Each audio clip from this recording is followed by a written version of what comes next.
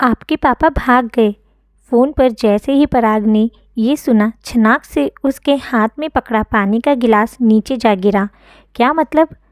आप कहना क्या चाहते हैं? पापा कहाँ भाग गए?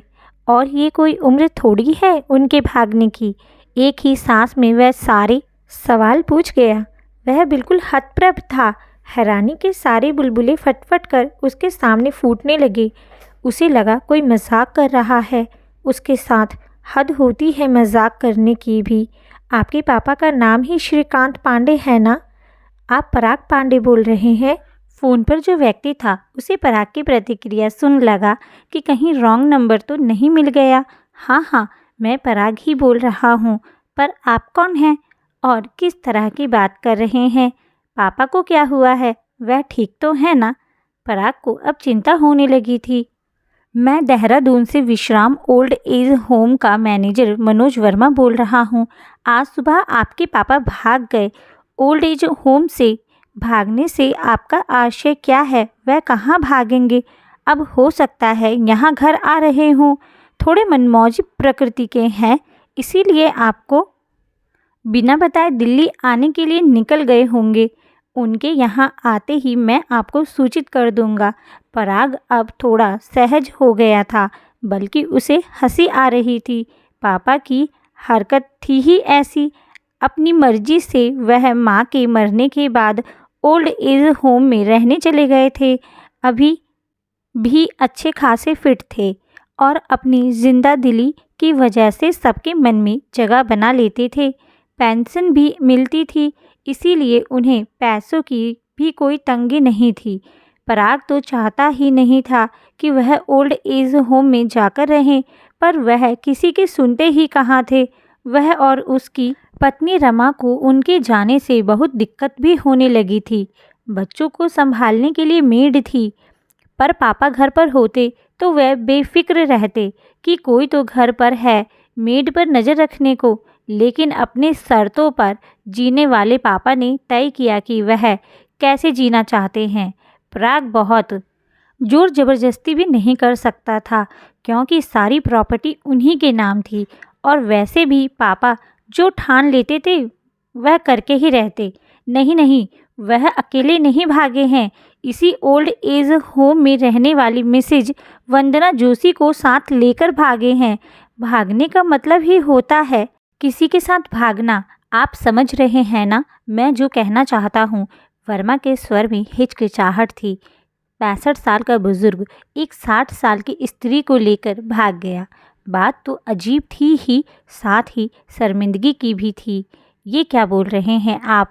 कुछ तो सोच समझ कर बोलें। पापा भला क्यों किसी स्त्री को अपने साथ भगाकर ले जाएंगे?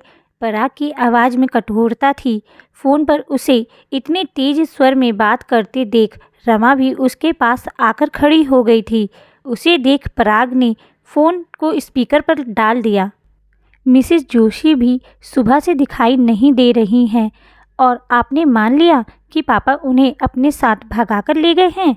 हद करते हैं वर्मा जी। हो सकता है मिसेस जोशी कहीं बाहर गई हों या जो भी हुआ हो उनके साथ, पर आप क्यों ऐसा जोड़ तोड़ कर रहे हैं? पराग झल्ला उठा था। असल में काफ़ी दिनों से उनके चर्चे यहाँ हो रहे थे। दोनों अक्सर साथ साथ वक्त बिताया करते थे। यहाँ तक कहा जा रहा था कि उन्हें एक दूसरे का साथ इतना अच्छा लगता है कि उनका बस चले तो वह एक ही कमरे में रहने लगे।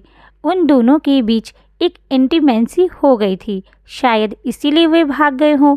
वैसे भी श्रीकांत जी लीक से हटकर काम करते हैं। उनके जैसा जवान और मस्त बुजुर्ग कोई हमारे ओल्ड एज होम में इससे पहले आया ही नहीं था। सच तो यह है कि उन्होंने नए नए तौर तरीके लागू कर हमारे नियमों की धज्जियां ही उड़ा दी हैं। 80 साल के वृद्ध तक उनकी सोहबत में बिगड़ने लगे हैं। मिसेस जोशी डाइवोर्सी हैं और प्रिंसिपल के पद से रिटायर हुई हैं। उनका बेटा विदेश रहता है, इसीलिए वह अकेलेपन से बचने के लिए यहाँ आकर रहने लगी थी। अब मैं उनके बेटे को क्या जवाब दूंगा? वर्मा थोड़ा घबराया हुआ प्रतीत हुआ। उसे अपनी संस्था का नाम खराब हो जाने का ज़्यादा चिंता हो रही थी। उनके बेटे को तो बाद में जवाब देना, पहले मुझे बताएं कि अगर ऐसा कुछ पापा और मिसेस जोशी के बीच चल रहा था तो आपने उसकी सूचना मुझे पहले क्यों नहीं दी? मैं पापा से कांटेक्ट करने की कोशिश करता हूँ। फ़ोन बंद होते ही रमा बोली, तुम्हारे पापा जो ना करें वह कम है, अब ये क्या सूझी है उन्हें? इस उम्र में एक स्त्री को लेकर भाग गए। छी छी, कितनी शर्म की बात है। लोग क्या कहेंगे? मैं अपने मायके वालों को क्या बताऊंगी? He is impossible. बूढ़े हो गए हैं पर जवानी का जोश बरकरार है। मुझे तो डर है कि पापा कहीं उस मिसेस जोशी से शादी ना कर लें। प्रॉपर्टी में फिर उसका भी हिस्सा हो जाएगा। और क्या पता यह जानने के बाद कि पापा के पास बहुत संपत्ति है, उसी ने उन्हें फंसा लिया हो।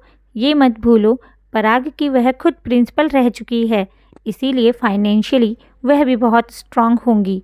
यहाँ बात पैसों की नहीं है, बात तुम्हारे पापा के फितूर की है। बेचारी मिसेस जोशी वह नाहक सवालों के घेरे में आ जाएंगी। समाज तो औरत को ही दोष देता है। तुम पापा को फ़ोन मिलाते रहो, कभी तो मिलेगा। ना जाने भागे भी कहाँ हैं। रमा के अंदर का कसेलापन उसके चेहरे पर भी आ गया था। देहरादून से टैक्सी लेकर निकले श्रीकांत पांडे और मिसेस जोशी रास्ते में नाश्ता करने के लिए एक ढाबे पर रुके। आगे कुछ सोचा है या ऐसे ही मुझे भगा लाए हैं? मिसेस जोशी ने थोड़ी शरारती अंदाज में कचौड़ी का टुकड़ा मुंह में डालते हुए पूछा। ज़्यादा प्लानिंग नहीं करनी चाहिए। ज़िंदगी में जब भी जैसे पल आए उन्हें जीना चाहिए। कुछ सोचा तो खास नहीं है, पर यकीन मानिए आपको तकलीफ़ नहीं होने दूंगा। आपका साथ मैं नहीं खो सकता। पत्नी के गुजर जाने के बाद आप ही हैं जिनके साथ मैं अपनी हर बात शेयर करते हुए सहज महसूस करता हूँ। I think I not only like you but love you also. हंसिएगा नहीं, प्यार की कोई उम्र नहीं होती। वैसे भी किसी के साथ किसी भी उम्र में अच्छा लग सकता है। मेरी इस बात से तो आप भी सहमत होंगी। कॉफ़ी का सिप लेते हुए श्रीकांत ने मिसेस जोशी की आंखों में झांकते हुए कहा। वंदना जोशी के गाल आरक्त हो गए, एक सिहरन सी शरीर में फैल गई। श्रीकांत का चेहरा और शरीर अभी भी कसा हुआ था। एकदम टिप टॉप रहने वाले श्रीकांत इस समय लाल टी शर्ट और जींस में बहुत ही स्मार्ट लग रहे थे। उनके गोरे हाथों पर नज़र गई तो उनके अच्छे से तराशे हुए नाखूनों को देख वंदना को रश्क हो आया। उनसे मुलाकात और अपनेपन की लहर चलने के बाद से उन्होंने फिर से अपने पर ध्यान देना शुरू किया था, वरना बहुत लापरवाह हो गई थी वह अपने प्रति। नाखूनों पर से नेल पॉलिश उखड़ती रहती थी और चेहरे पर भी थोड़ा रूखापन आ गया था। बालों पर कितने कितने दिन कलर नहीं करती थीं, बिना प्रेस किए ही कपड़े पहन लेती थीं। साड़ी पहनना तो जैसे छोड़ ही दिया था, वरना उनके साड़ियों के कलेक्शन की कॉलेज में हमेशा चर्चा होती थी। श्रीकांत से परिचय होने के बाद उनके ही नहीं, ओल्ड एज होम के कितने ही स्त्री पुरुषों के जीवन में बदलाव आ गया था। उन दोनों के बीच एक सेतु इसलिए बना क्योंकि दोनों ही पढ़ने का शौक़ रखते थे और फिल्मों से लेकर राजनीति और सामाजिक विसंगतियों से जुड़ी बातों पर वाद विवाद ही नहीं, विश्लेषण करने में सक्षम थे। जब वे बात करते तो बाकी लोग उन्हें मंत्रमुग्ध से सुनते रहते थे। बागवानी का शौक़ भी उनके बीच का कॉमन फैक्टर था और कभी कभी दोनों बैडमिंटन भी खेला करते थे। उन्होंने अपने कुर्ते की सिलवटें बेवजह ठीक की। वह सांवली ज़रूर थी पर उनके नैन नक्श की तारीफ़ सभी किया करते थे। शादी के बहुत सालों तक, जब तक उनके पति के दूसरी स्त्री से संबंध नहीं बने थे, उनकी सुंदरता पर शेर सुना दिया करते थे। तलाक के बाद वह बिखर गई थी।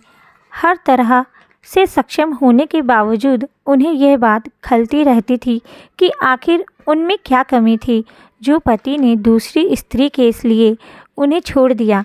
बेटे ने उन्हें अपने साथ विदेश ले जाने से मना कर दिया था, क्योंकि उसकी फिरंगी बीवी इंडियन सास को बर्दाश्त करने को तैयार ना थी। इसीलिए अपनी कोठी के एक पोर्शन को किराए पर देकर वह ओल्ड एज होम में रहने ये सोचकर आई थी कि शायद कुछ चेंज हो जाए और अपने हम उम्र लोगों के बीच वक्त काटने से वह अपने दुख से बाहर निकल आए। हालांकि उनका तलाक हुए 7 साल हो गए थे, फिर भी वह अपनी यादों को तकिए पे रख जब भी लेटती आंसू निकल ही जाते थे। आसान नहीं होता रिश्तों के समीकरणों को समझना। हमेशा अंदर एक उथल पुथल मची रहती है और खुद को ही दोष देते हुए बस अपने अंदर कमियां ढूंढते रहते हैं। खालीपन और निराशा को ही जीवन का एकमात्र पर्याय मान खुद पर ही जुल्म करते रहते हैं। पर जीना छोड़ देना तो जीते जी खुद को मारने जैसा होता है। अगर हम अपना ख्याल नहीं रखेंगे तो ज़िंदगी बोझ बन जाएगी और हमारे ही बच्चे जब हमारा बोझ उठाने को तैयार नहीं हो तो सोचिए क्या होगा। तब हमारा वंदना जी जीने के लिए खुद ही फूल चुनने होंगे, वरना कांटे तो हर पगडंडी पर बिखरे मिलेंगे। मैं तो इसीलिए मस्त रहता हूँ और खुश रहता हूँ। श्रीकांत की बातों से जैसे वंदना अपनी पीड़ा की दलदल से बाहर निकल आई थी। ठीक ही तो है, डिप्रेशन में या अपने प्रति लापरवाह रहने से सिर्फ बीमारियां ही घेरेंगी। तभी तो वह खिलखिलाकर हंसने लगी थी और जब श्रीकांत ने कहा कि वह उनके साथ आगे की ज़िंदगी गुजारना चाहते हैं तो वह उनके साथ निकल पड़ी थी। चकराता में मेरी बहुत पुरानी फ्रेंड रहती हैं, उन्हीं के घर थोड़े दिन रहेंगे, फिर अपना बसेरा बना लेंगे। कुछ समय लगेगा सब कुछ व्यवस्थित होने में। मिसेस जोशी ने श्रीकांत का हाथ यह सुन हल्का सा दबा दिया था, मानो आश्वस्त कर रही हो कि सब ठीक है। आपका बेटा ना जाने कैसे रिएक्ट करे।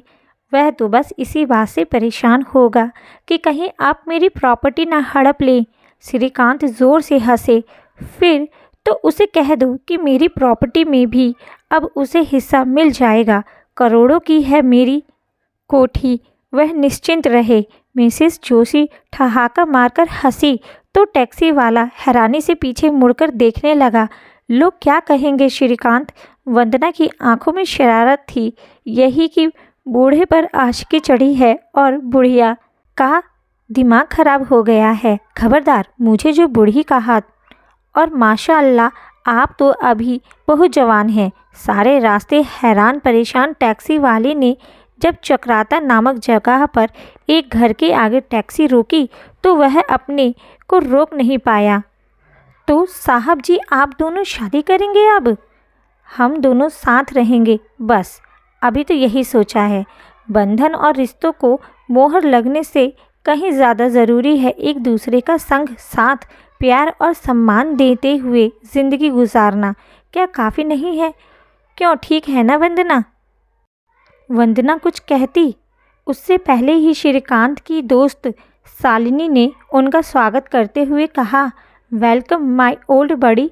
उनके पीछे खड़े व्यक्ति को देख वंदना भौचक्की रह गई। मीट माय हस्बैंड, शालिनी ने जैसे ही कहा, वंदना को लगा जैसे उनका पूरा सर्वांग जड़ हो गया है। श्रीकांत ने वंदना के चेहरे पर छाई वेदना और पसीने की बूंदों को देख कसकर उनका हाथ थाम लिया। वह समझ गए थे कि वह व्यक्ति वंदना का पूर्व पति है।